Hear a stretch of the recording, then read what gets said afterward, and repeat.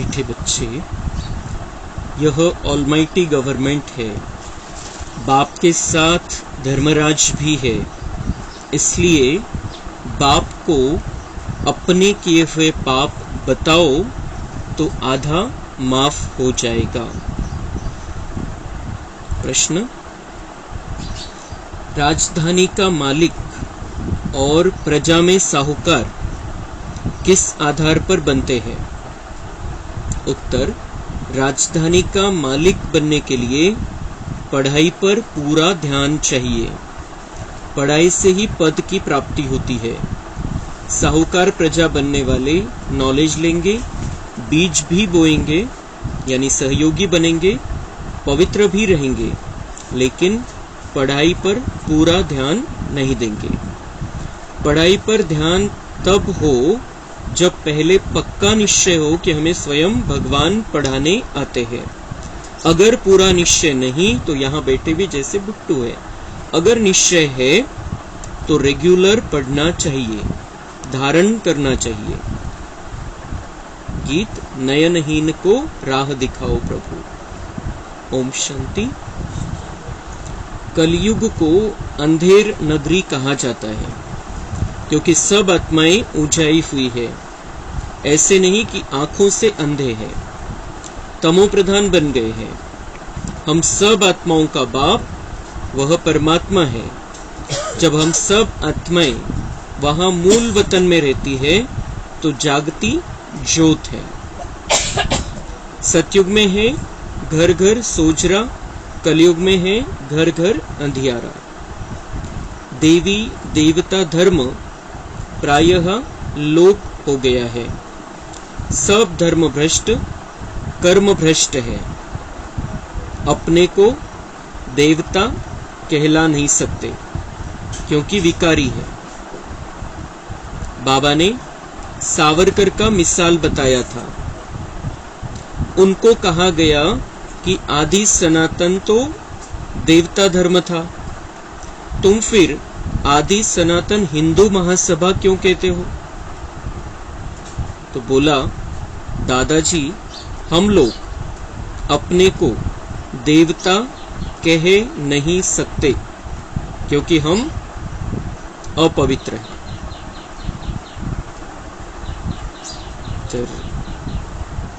सावरकर, विनायक दामोदर सावरकर खूप श्रेष्ठ, त्यांचं चरित्र खूप चांगलं, त्यांनी समाजासाठी कार्य केलं। इंग्रजांनी काळ्या पाण्याची शिक्षा दिली होती त्यांना, तर खूप मोठं व्यक्तिमत्व। तर बाबा म्हणताय की त्यांना बाबांनी पत्र लिहिलं होतं। त्यांनी आदि सनातन हिंदू महासभाची स्थापना केली होती। तर बाबांनी पत्र लिहिलं होतं की सनातन तो देवी देवता धर्म है, तो आपने हिंदू क्यों कहा? देवी देवता धर्म आदि सनातन है, तो फिर आदि सनातन हिंदू महासभा क्यों कहते हो? तर त्यांचं उत्तर, सावरकरांनी उत्तर दिलं होतं बाबांना, ब्रह्मा बाबांना, कि हम लोग अपने को देवता कह नहीं सकते क्योंकि हम अपवित्र हैं। ते स्वीकार करायला पण ही ताकद लागते। त्यांनी ते स्वीकार केलं की आम्ही स्वतःला देवता नाही म्हणून घेऊ शकत क्योंकि हम अपवित्र है। तो अब देवता धर्म की स्थापना हो रही है। बाबा म्हणता है कि इसीलिए मैं देवता धर्म की स्थापना करने आ गया हूँ। सभी अपवित्र हो गए हैं, सबको पवित्र बनाने के लिए मैं आया हूँ।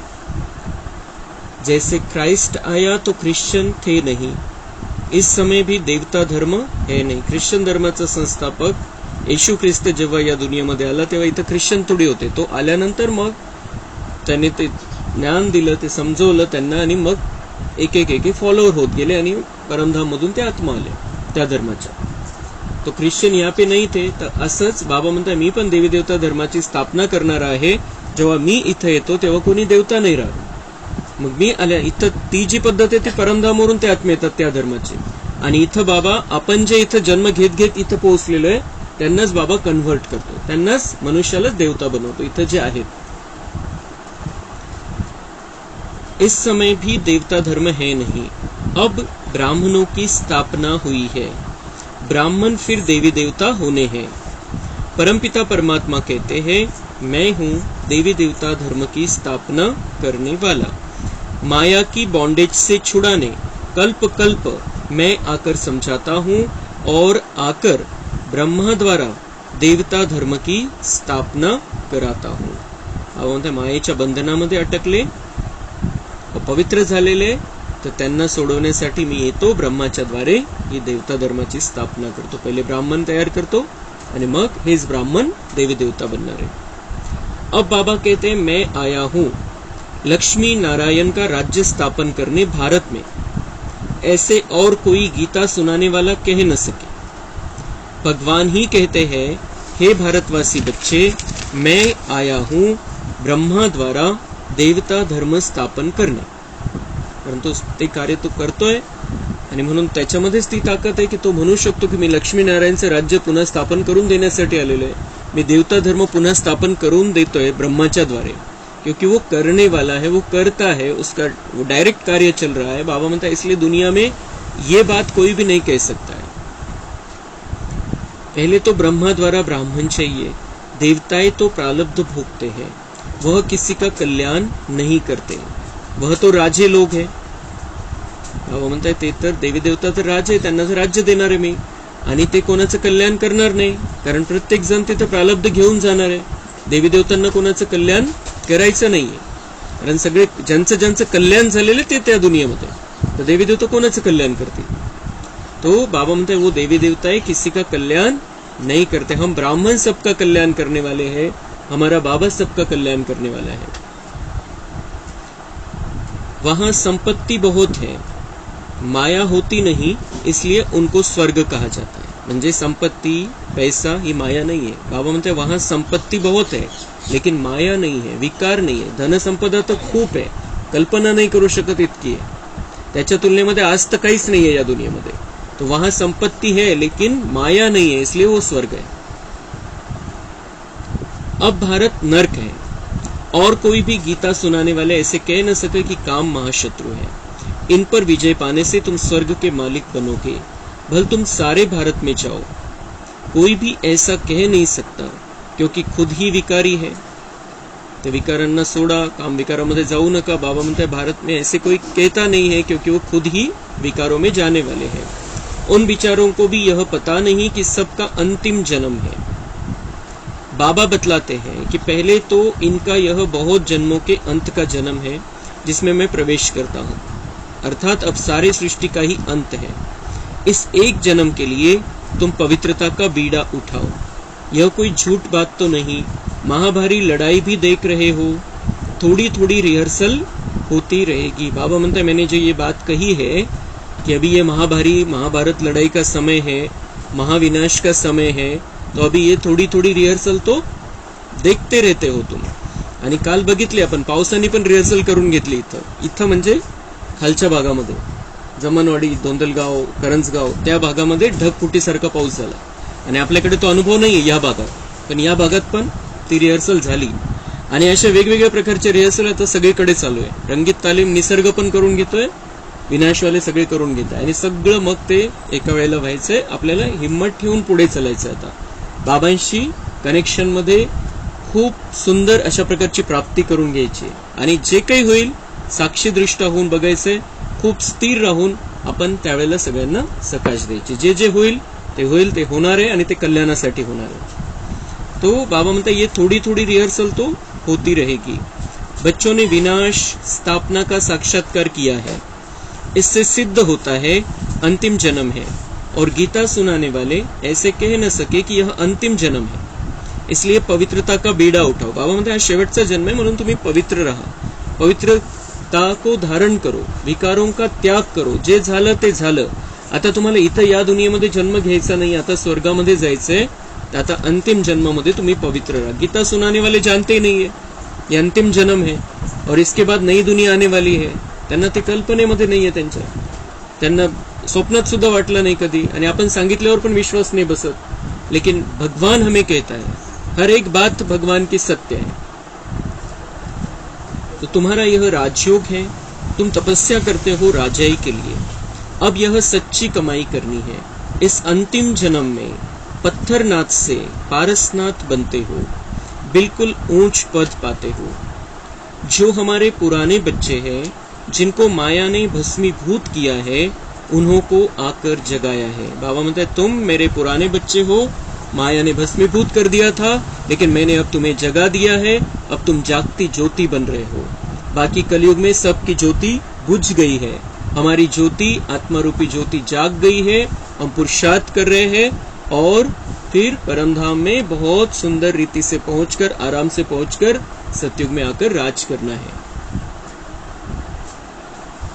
अब बाबा कहते हैं तुम बच्चे हो ईश्वरीय मत पर। सबसे उत्तम धर्म है देवताओं का। बाबा कहते हैं पहले पहले यह रूहानी ब्राह्मण धर्म रचता हो। यह रूहानी ब्राह्मण परम धाम का रास्ता बताने वाले हैं। कहते हैं भक्तों को घर बैठे भगवान मिलता है। तो बाबा बतलाते हैं पहले नंबर में भक्त जरूर देवताएं होंगे। लक्ष्मी नारायण ने पहले पहले भक्ति मार्ग शुरू किया।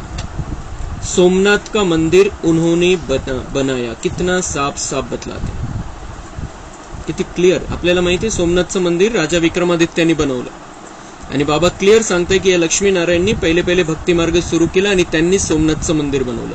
म्हणजे जो राजा विक्रमादित्य ती नारायणची आत्मा आहे किंवा लक्ष्मीची आत्मा आहे, पुरुष स्त्री दोघांनी मिळून बनवलं असं बाबा म्हणतात। लक्ष्मी नारायण इन्होंने ही वो सोमनाथ का मंदिर बनाया। यह नॉलेज उठाएंगे भी वह जो राजधानी के मालिक बनने होंगे। तो बाबा तर सगळं क्लिअर सांगतोय, आपल्याला स्पष्ट सांगतोय, पण हे ज्ञान कोण घेईल, कोणाच्या बुद्धीमध्ये बसेल? जिनको राजधानी का मालिक बनना है। फिर जो प्रजा में साहूकार बनने होंगे वह ज्ञान भी सुनेंगे, बीज भी बोएंगे। राजधानी का मालिक जिनको बनना है ते बाबा म्हणतात ज्ञानाला चांगल्या प्रकारे घेतील, धारण करतील।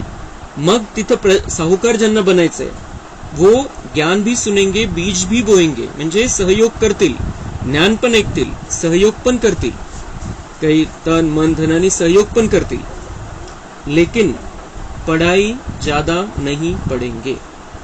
जो वहां पे साहूकार बनेंगे, राजा नहीं बनना है, साहूकार बनेंगे, ज्ञान सुनेंगे, सहयोग भी करेंगे, लेकिन पढ़ाई ज्यादा नहीं पढ़ेंगे। सगळ्यात महत्वाची गोष्ट आहे बाबांची मुरली आणि त्याचं चिंतन, त्याचा अभ्यास आणि त्या मुरलीला आपलं करणं। वो ज्ञान बाबा का ज्ञान नहीं, हमारा ज्ञान हो जाना चाहिए, इतकं त्याला स्वीकारणं, पिऊन घेणं त्या ज्ञानाला आणि धारण करणं। तो बाबा म्हणता है जिनको साहूकार बनना है वो इतना पढ़ाई पर ध्यान नहीं देंगे, पवित्र रहेंगे। बाबा म्हणते ते पवित्र पण राहतील। सगळ्यात महत्वाचं हे ज्ञान, या ज्ञानाच्या आधाराने सगळं काही परिवर्तन, आपल्यामध्ये पण परिवर्तन होतं, दुनियेमध्ये पण परिवर्तन आपण करू शकतो। तर दुनियेमध्ये परिवर्तन करायचं तर आपल्याकडे ज्ञान पाहिजे, तेव्हा आपण दुनियेमध्ये परिवर्तन करू शकू। आणि जे दुनियेमध्ये परिवर्तन करण्यासाठी निमित्त बनणार आहेत त्यांनाच बाबा राजा बनवेल, कारण त्यांनी दुनिया बदलवली, त्यांनी दुनियेचं परिवर्तन केलं। स्वतः पवित्र राहताय, तन्मन धनाचा सहयोग दिला, बाबा म्हणतात ज्ञान ऐकलं, पण मग हे जास्त स्वतःसाठी झालं। पण जे ज्ञान घेतील, धारण करतील, समजून घेतील आणि त्या ज्ञानानुसार सेवा करतील तर बाबा म्हणतात वो राजा बनणार। तर आपल्याला काय बनायचंय हे आपण पक्क करायचंय। आपल्याला राजा बनायचं, का कमी पद घ्यायचं आपण? तर राजा जर बनायचंय त्या सगळ्या चारही विषयामध्ये फुल फोर्सनी पुढे जायचं आपल्याला आणि आनंदाने जायचंय, कारण बाबा सोबत आहे। बाबा कहते बच्चे यह पढ़ाई है, पढ़ाई से ही पद मिलना है। अभ्यास चांगला केला तरच बाबा म्हणतात पद भेटणार आहे। म्हणून खूप लक्ष द्यायचे ज्ञानाकडे, मुरलीकडे। बहुत ऊंच ते ऊंच पद है। पहले तो यह निश्चय चाहिए कि भगवान हम बच्चों को पढ़ाने आए हैं। पहले तो ये पक्का पाहिजे कि मुरली किसकी है? बाबा की मुरली, बाबा पढ़ाता है। कोई मनुष्य आत्मा में ताकत नहीं है मुरली पढ़ाने की। तो भगवान पढ़ाता है, भगवान की बातें हैं, भगवान का ज्ञान है। इसमें से एक बात भी हम नहीं जानते थे जो मुरली में आती है।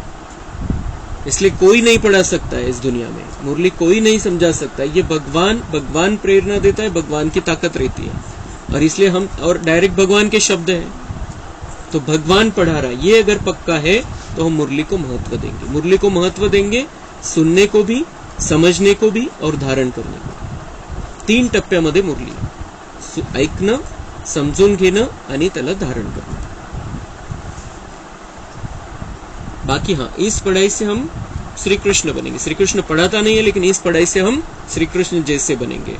प्रिंस प्रिंसेस तो तुम सब बनते हो।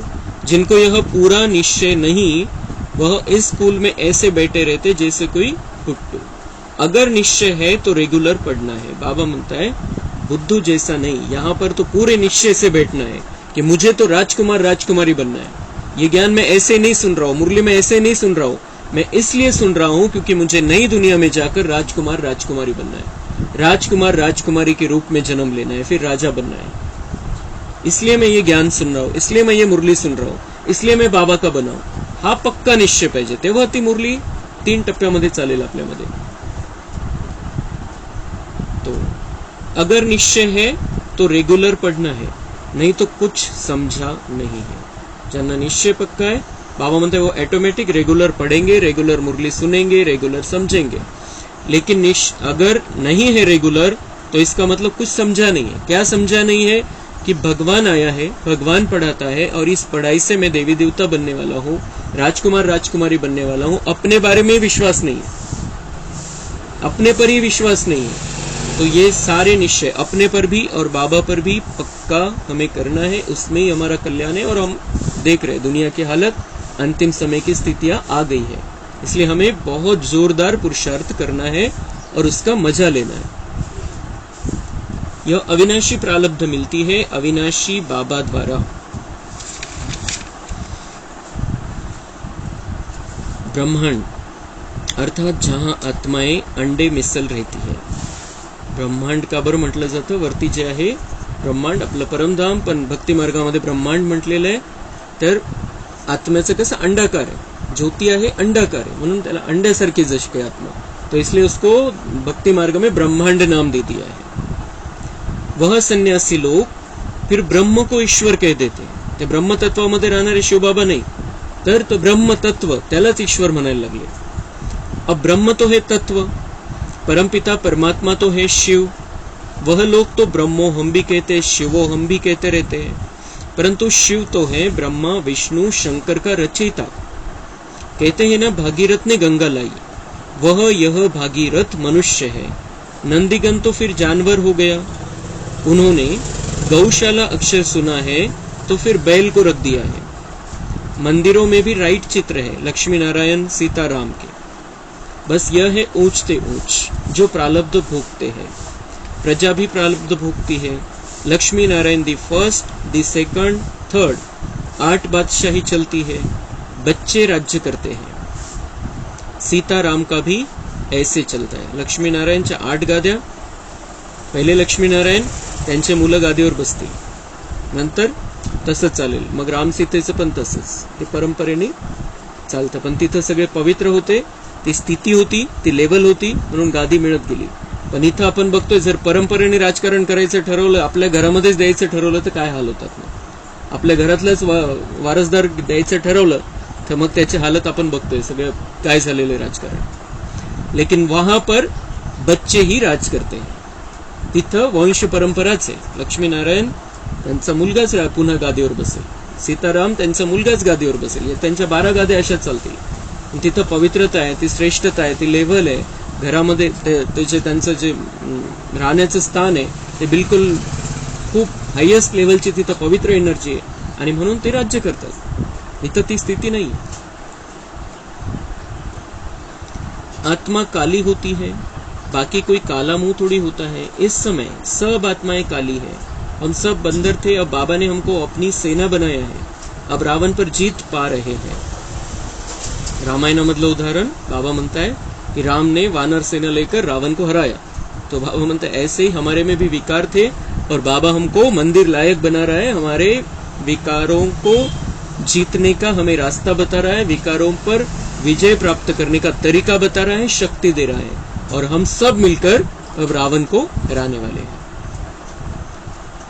बाबा कहते हैं मैं तुमको सब शास्त्रों वेदों का सार ब्रह्मा द्वारा सुनाता हूं। ब्रह्मा की हाथ में शास्त्र दिखाते हैं, ब्रह्माच्या हातामध्ये शास्त्र दाखवलेले वेगवेगळ्या प्रकारचे। तो वो क्या है, उसके पीछे का रहस्य क्या है कि बाबा ब्रह्मा द्वारा वेदों शास्त्रों का सार हमें समझाता है, इसलिए उन्होंने ब्रह्मा के हाथ में शास्त्र दिखाए हैं। तो शास्त्र तो एक होना चाहिए ना, तो ब्रह्मा के हात में है शिरोमणी गीता. तो अभी रियल मध्ये संगम युगामध्ये ब्रह्माच्या हातामध्ये काय? शिरोमणि गीता. बाबा है, बाबा की मुरली है, बाबा का ज्ञान है. तो ब्रह्मा के द्वारा बाबा ये ज्ञान हमें देते, उन्होंने शास्त्र दिखा दिए. बाबा बैठ ब्रह्मा द्वारा सब वेदों ग्रंथों का सार बताते हैं, उनको गीता कहा जाता है. बाकी कोई शास्त्र नहीं है, बुद्धि में गीता है.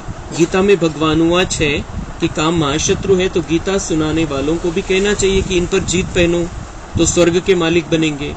वह तो ऐसे कभी नहीं के, सब झूठ बोलते रहते हैं. हम भी झूठ बोलते थे, हमने भी बहुत गुरु किए. बाबा म्हणताय भक्ती मार्गामध्ये सत्य कोणाला माहिती नाहीये. आणि ब्रह्मबाबा म्हणते मलाही हे माहिती नव्हतं, म्हणून मी पण खोटच समजायचो, खोटच ऐकायचो, खोटच बोलायचो, कारण सत्य कोणाला माहितीच नाहीये. ज्याच्या ज्याला जसं येईल तसं त्यांनी लिहून काढलेलं आहे. तो ब्रह्मा बाबा कह रहे हैं कि हम भी झूठ बोलते थे, हमने भी बहुत गुरु किए. फिर अर्जुन को कहा, दिखाया गया है महाभारत में, गीता में, कि अर्जुन को भी कहा है कि इन सब को भूलो, तुम्हारे इन गुरुओं को भी पावन करने वाला मैं हूं. तर बाबा पण म्हणतात की तुम्ही जे काही ऐकलेले वाचलेले पहिले ते सगळं विसरून जा. तुमचे जे कोणी गुरु आहेत, ज्यांना तुम्ही गुरु मानता, त्या सगळ्यांना पावन बनवायला पण मीच आलेलो आहे. तो सबको भूल जाओ. अब तुम जो पढ़े हो वह भूल जाओ. न सुना हुआ अब मैं सुनाता हूं. जे तुम्ही आजपर्यंत नाही ऐकलं, तुम्हाला कोणी नाही ऐकवलं, त्यांना कोणालाही माहिती नव्हतं, ते मी तुम्हाला सत्य सांगतो. तुम्हाला तुमच्यापर्यंत सत्य पोहोचलंच नाही, बाबा म्हणतात मी तुम्हाला आता सत्य ऐकवतो. तो अभी पहला जो सुना है, जो कुछ किसी ने लिखा है, सब भूल जाना है. अब तुम कौड़ी से हीरे जैसा बनते हो. अब यह सब खलास होना है. तुम बच्चों ने विनाश स्थापना देखी है, इसलिए पुरुषार्थ कर रहे हैं. बाबा के पास सबका पोता मिल रहता है, लिख कर देते हैं. मैं ऐसा पापी था, यह किया, क्योंकि धर्मराज बाबा कहते हैं हमको सुनाने से आधा माफ कर देंगे. वह सब प्राइवेट रहता है, पढ़ा और फिर फाड़ दिया. तो बाबा म्हणता है मैं बाबा तो हूं, लेकिन धर्मराज भी हूं. और इसलिए आणि नंतर मग आपण जर आपले पापकर्म तसेच राहिले, विकर्म विनाश नाही झाले, तर त्या पापकर्माची सजा धर्मराज रूपामध्ये आपल्याला दिली जाईल. तर बाबा म्हणतात आता तुम्हाला तुमची जीवन कहाणी माहिती आहे. जे जे माहिती आहे, जे जे लक्षात आहे, ते सगळं मला सांगा, लिहून द्या, लिहून द्या. धर्मराज पर्यंत तो हिशोब ठेवायचा नाहीये. इथं बाबा म्हणताय मला लिहून द्या, मला सांगा तुम्ही जे जे काही पाप केलेले, आणि ते सगळं प्रायव्हेट आहे. बाबा म्हणताय तुमच्या आणि माझ्या मधलं आहे, तिसऱ्या कोणाला दाखवू नका, फाडून फेकून द्या. लिहा, मला सांगा, मनापासून सांगा मला.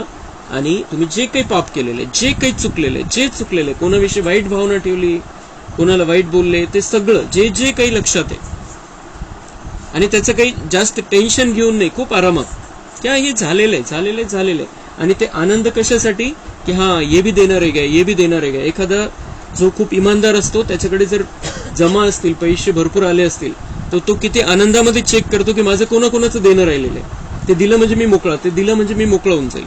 तर तसं आपण पण हे जेव्हा आपण विचार करू स्वतःविषयी, तेव्हा त्याचा लोड नाही घ्यायचंय, टेन्शन नाही घ्यायचंय की माझ्याकडून तर इतक्या चुका झाल्या, इतकं झालेलं आहे. पण नाही, आपलं देणं राहिलेलं आहे, ते देणं देताना आपण आनंदाने द्यायचंय. तो वो सब बाबा लिख सकते, लिखना है, नाही तो बता देना है, बस. थोडक्यात जितकं सांगता येईल आपल्याला स्पष्टपणे तितकं बाबांना सांगून द्यायचं. बाबा म्हणताय की वो आधा माफ हो जाएगा. आधा माफ हो जाएगा याचा अर्थ त्याची जी भयानक सजा समोर येणार होती ती येणार नाही, ती सजा बिलकुल कमी होऊन जाईल.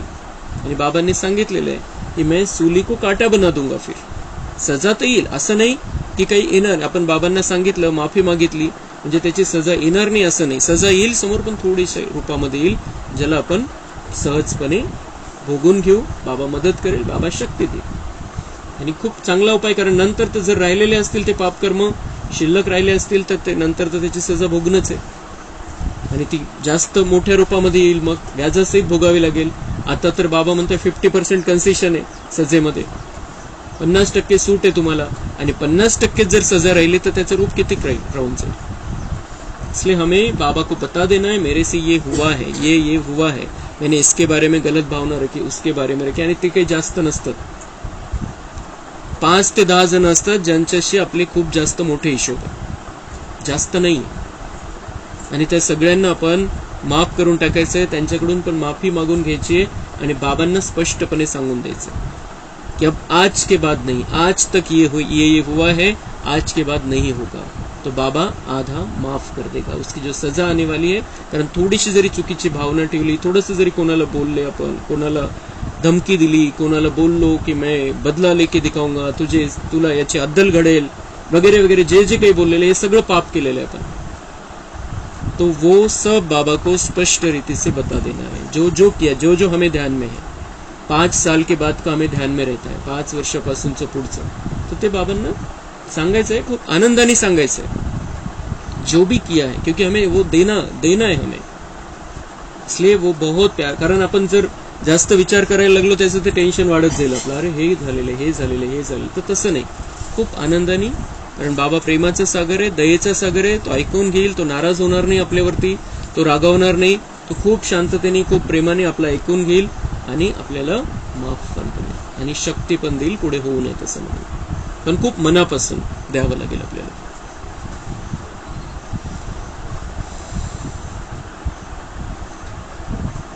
यह ऑलमाइटी गवर्नमेंट है, अभी अर्जुन छोटा झाड़ है, इसका मालिक खुद भगवान है. धीरे धीरे वृद्धि होगी, माया झट मुरझा देती है. कहाँ की बात कहाँ कहानी के रूप में बना दी है. कहाँ हमारे लक्ष्मी नारायण मर्यादा पुरुषोत्तम और पुरुषोत्तमनी महान पवित्र थे. यहाँ तो सब अपवित्र है. वह था पवित्र गृहस्थ आश्रम धर्म, यहाँ अपवित्र गृहस्थ अधर्म है. पूछते हैं फिर दुनिया कैसे चलेगी. बाबा कहते हैं यह दुनिया रहनी ही नहीं है, खलास होनी है. यह अंतिम जन्म है, इसलिए काम कटारी चलाना छोड़ दो. बाबा म्हणतायत ते जे लक्ष्मीनारायण आणि ती राम सीता जे होते त्रेतायुगामध्ये पवित्र गृहस्थ आश्रमामध्ये राहत होते. आणि इथं काय म्हणतात, लक्ष्मीनारायणाचा जोडा आहे, राम सीतेचा जोडा आहे. बाबा म्हणतायत कहा की बात कहा लेकर आहे. वो कितने, वो त्यांची ती लेव्हल काय, त्यांची ती पवित्रता किती हायेस्ट लेव्हलची, किती सुंदर त्यांचं ते सुखदायी प्रेमळ असं अशा प्रकारचं चरित्र. आणि आज बाबा म्हणताय उनकी तुलना कहाँ करते हैं. यहाँ पर बाबा म्हणताय यहाँ पर विकारों में जाना नहीं है. उनका निर्विकारी जीवन था लक्ष्मी नारायण का, राम सीता का. जर ते तुमचे आदर्श है तर त्यांच्यासारखं पवित्र राहायचं. क्योंकि अब पवित्र रहना क्यों जरूरी है, क्योंकि अब हमें घर वापस जाना है. और बाबा म्हणताय फिर दुनिया कैसी चलेगी, ऐसे प्रश्न आते हैं. तो बाबा म्हणते ये दुनिया चलनी नहीं अब, और वहां पे तो पवित्र पद्धति से जन्म हो गए, और ये दुनिया तो चलनी ही नहीं है, ये दुनिया तो खत्म होने पर है. इसलिए ये प्रश्न ही नहीं उठ सकता कि ये दुनिया अब कैसे चलेगी अगर हम विकार में नहीं जाएंगे तो. तर पवित्र गृहस्थ आश्रम आपला इथंच बनवायचा आहे, इथंच सुरुवात करायची संगमिकामध्ये.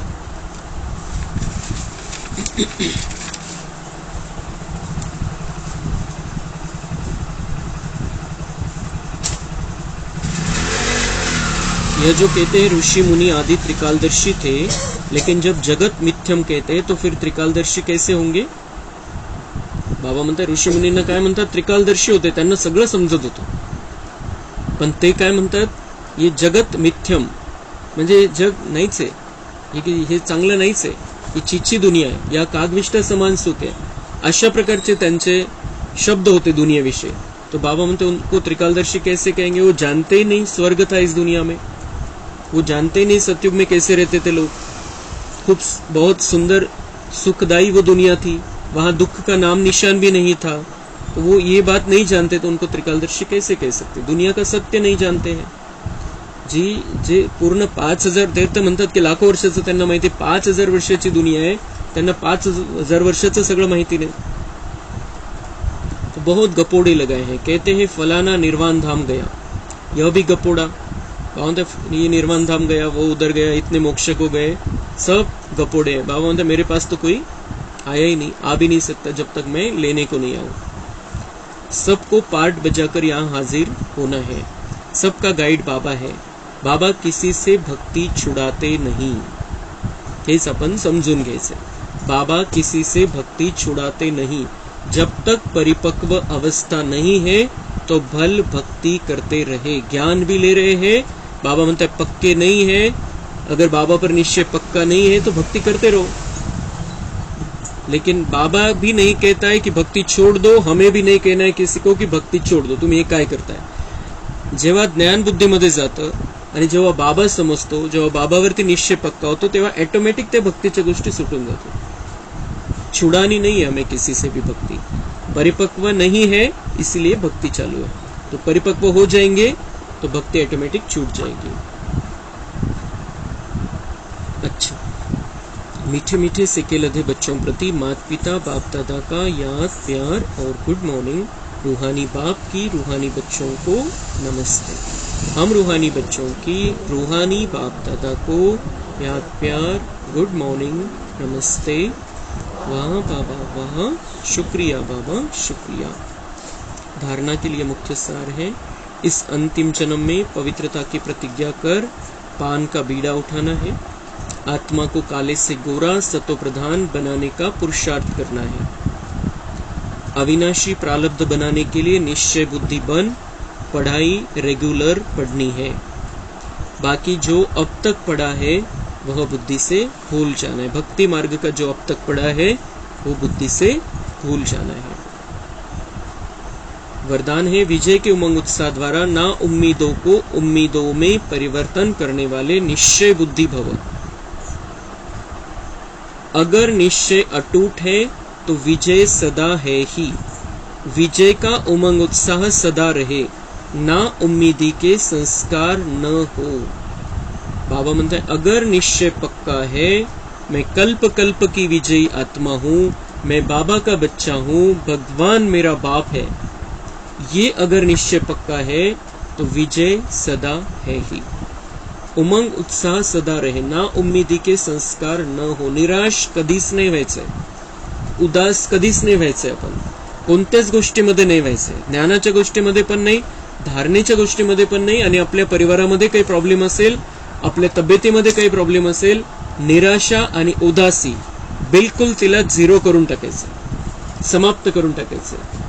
कोई भी मुश्किल कार्य इतना सहज अनुभव हो जैसे कोई बड़ी बात ही नहीं है, क्योंकि अनेक बार कार्य कर चुके हैं, कोई नई बात नहीं कर रहे हैं।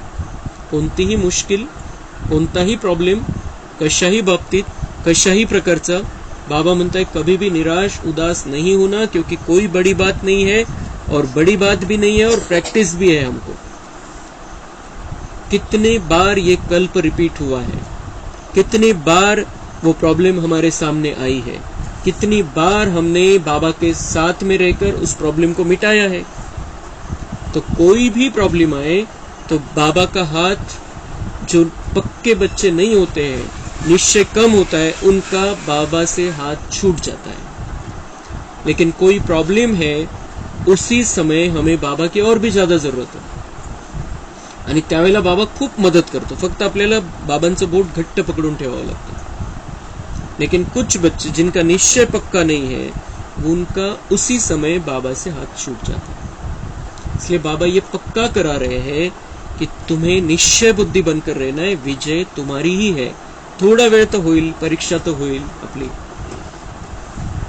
तो कोई नई बात नहीं कर रहे, नथिंग न्यू, प्रॅक्टिस झालेली आहे, तर त्याच्यामध्ये काय घाबरायचं, कोणताही प्रॉब्लेम येऊ द्या, आपण निघालेलो आहे त्याच्यातून।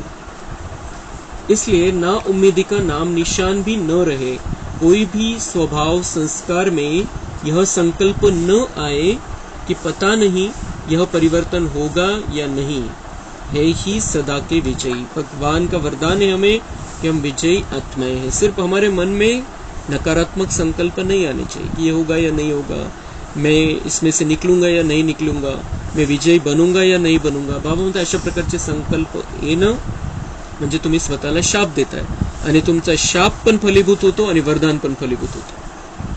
तो ये होगा या नहीं होगा मतलब नहीं होगा ये सोच रहे हैं, तो ये शाप दे रहे अपने आप को, और वो नहीं होगा, होगा ही नहीं, क्योंकि हमारे संकल्पों में बहुत ताकत होती है। आणि म्हणून चांगलंच होईल, बाबा सब कुछ ठीक कर देगा। कोई भी सामने दिख रहा है, नुकसान दिख रहा है, लेकिन इसमें भी फायदा समाया हुआ है। अगर इस नुकसान में भी मैं स्थिर रहूं, शांत रहूं, तो उसमें भी मेरा कल्याण है, क्योंकि बाबा ने परीक्षा ली, ड्रामा में परीक्षा हुई और मैं उसमें पास हुआ। सामने नुकसान दिख रहा है लेकिन मैं शांत रहा। तो इसलिए प्रॉब्लम आएंगे, परिस्थिति आएगी, पेपर आएगा, लेकिन हमें बाबा पर अपना निश्चय और भी पक्का करते चलना है, क्योंकि हम हर कल्प में इसी निश्चय के आधार से विजयी बने।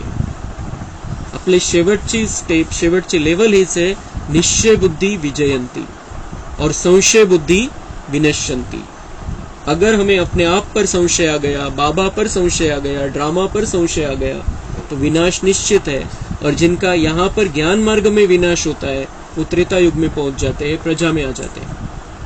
हमें विजयी बनकर सतयुग में पहले जन्म में आना है, राजकुमार राजकुमारी बनना है. तो बाबा पर, अपने आप पर और ड्रामा पर और ईश्वरीय परिवार पर निश्चय हमें पक्का रखना है. स्लोगन है, शक्तिशाली बनना है तो सदा खजानों की स्मृति और सिमरन में रहो. शक्तिशाली बनना है तो सदा खजानों की स्मृति और सिमरन में रहो. जो जो खजाने, ज्ञान गुण शक्तियों के खजाने बाबा हमें देता है, भरपूर करता है, रोज कर रहा है. हमारे पास बाबा के बहुत सारे वरदान हैं, बाबा के वाइब्रेशंस हमारे साथ में है, हम बाबा की छत्र छाया में है. तो इस खजानों की स्मृति में रहो, सिमरन करते रहो. तो बाबा म्हणते तुम्हारी स्थिती सदा शक्तिशाली रहेगी, कमजोरी वाटणारच नाही, निराशा येणारच नाही. अच्छा, ओम शांती. छोटा सा संदेश.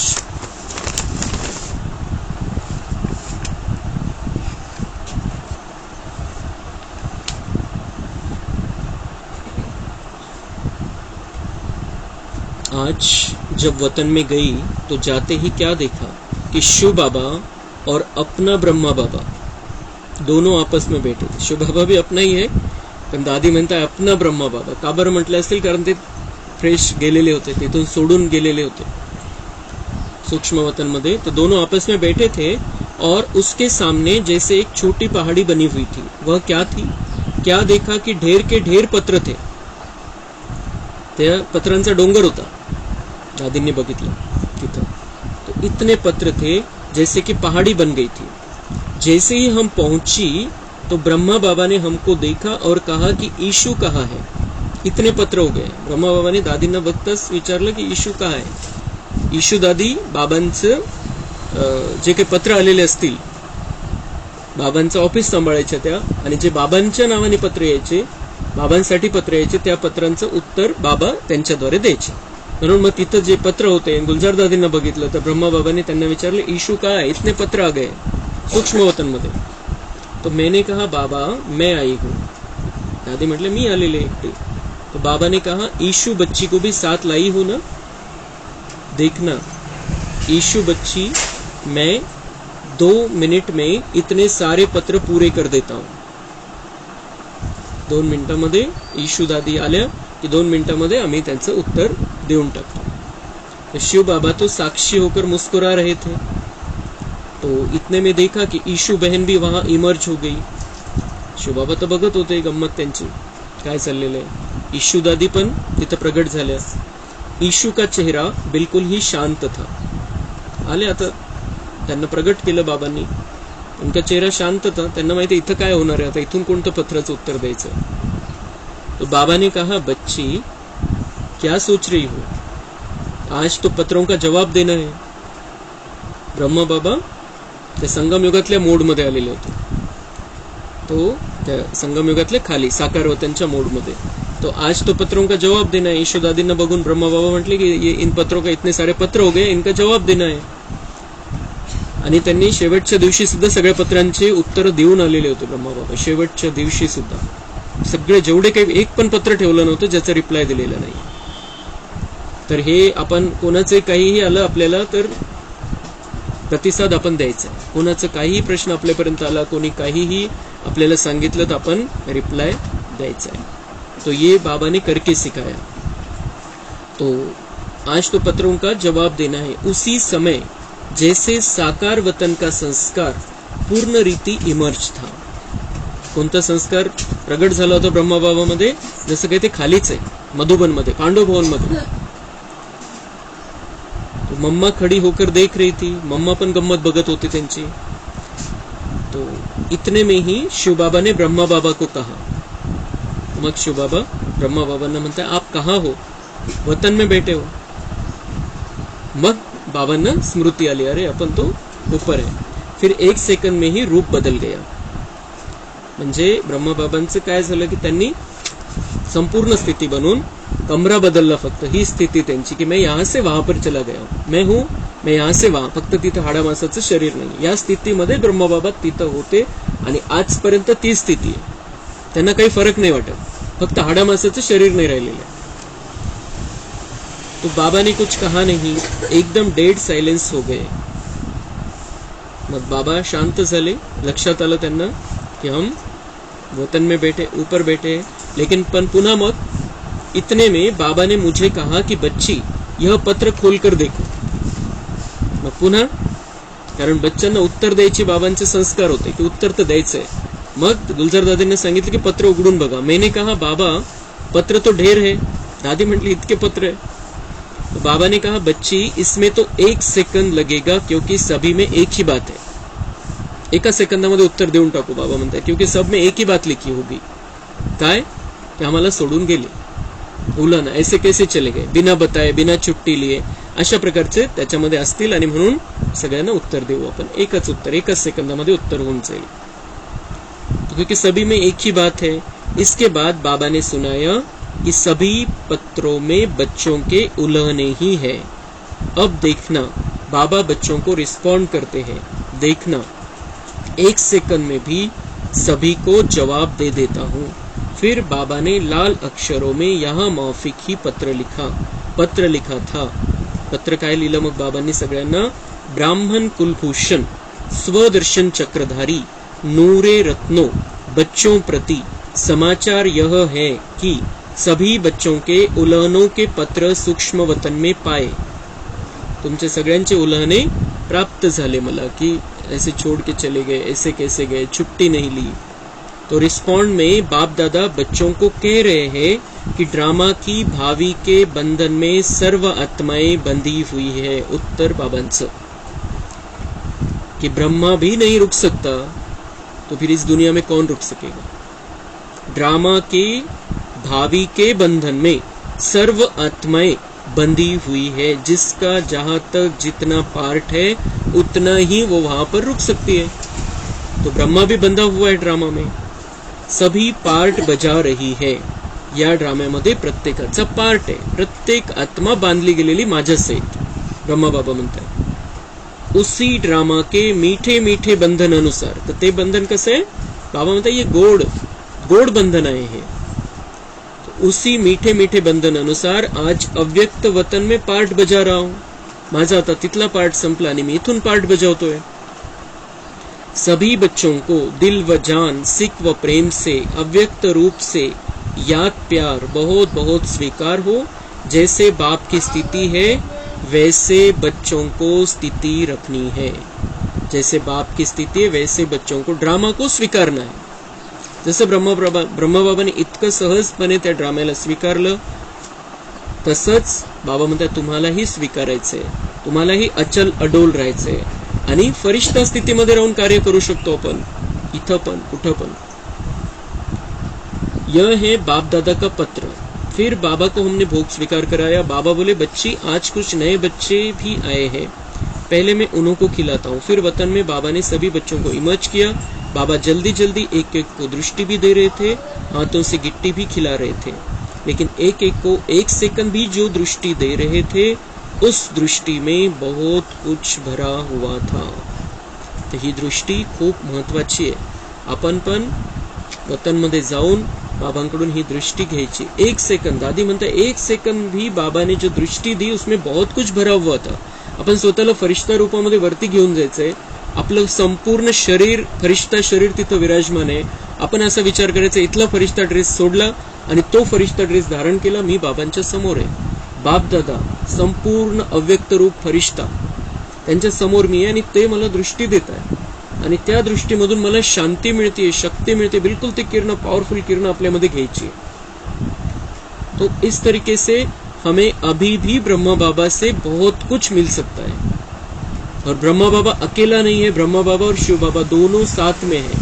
आता त्यांचा ऑफिस है सूक्ष्म वतन, जो सृष्टि परिवर्तन का कार्य चल रहा है, ईश्वरीय प्लान जो चल रहे हैं, जहां से ये सारे प्लान चल रहे हैं, वो सूक्ष्म वतन का ऑफिस है और दोनों वहां पर बैठते हैं. और शिव बाबा ब्रह्मा की भ्रुकुटी में बैठता है तर तसे आपण जाऊन त्यांच्याकडून जे या दुनियेतल्या सगळ्यात मोठ्या शक्ती दोघं ते आपले बाबा आहे, दोन्ही बाबा आहे आपले, तो उनसे हमें दृष्टि लेते रहना है।